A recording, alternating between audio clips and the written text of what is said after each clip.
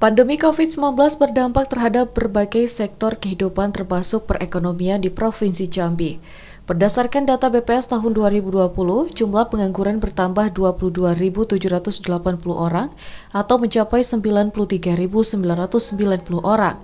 Selain itu, pembatasan mobilitas juga membuat pelaku usaha terpuruk bahkan gulung tikar karena tidak mampu bertahan di tengah pandemi. 11.000 lebih usaha mikro di 11 kabupaten kota se-Provinsi Jambi terdampak COVID-19.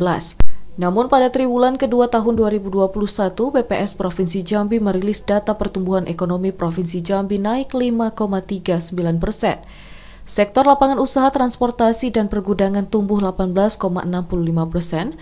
Sektor pertanian di mana harga TBS kelapa sawit naik Rp75 per kilogram. Pengamat ekonomi Universitas Jambi Profesor Haryadi mengatakan, pertumbuhan ekonomi Provinsi Jambi naik 5,39% dibanding dengan periode yang sama tahun 2020, namun masih lebih rendah dari pertumbuhan ekonomi nasional yang mencapai 7,07%. Memang kita harus akui bahwa pertumbuhan ekonomi Jambi itu kan meningkat nih, 5, sekian.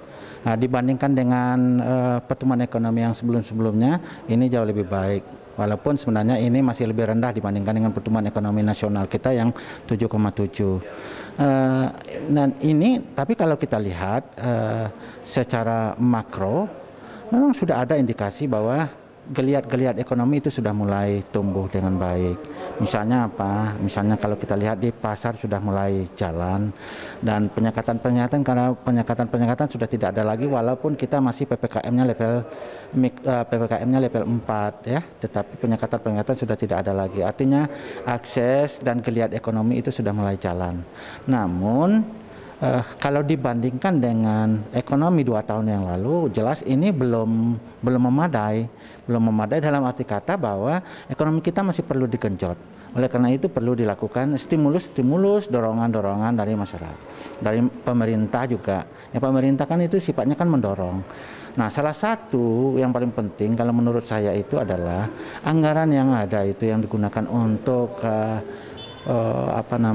recovery COVID dan recovery ekonomi itu memang mesti dilontorkan. Daya serap ekonomi kita ini masih rendah sekali ya. Dari daya serap APBD kita masih rendah sekali ya.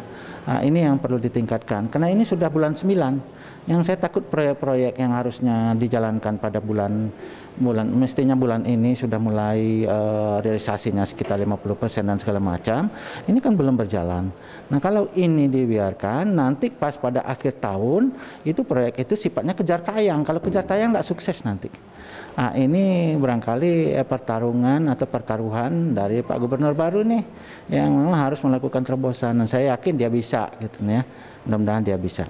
Geliat ekonomi kita memang harus diterapkan. Jadi jangan berpikir untuk memberi hal-hal yang sifatnya adalah jangka pendek. Kalau memberikan BLT dan segala macam itu sifatnya jangka pendek.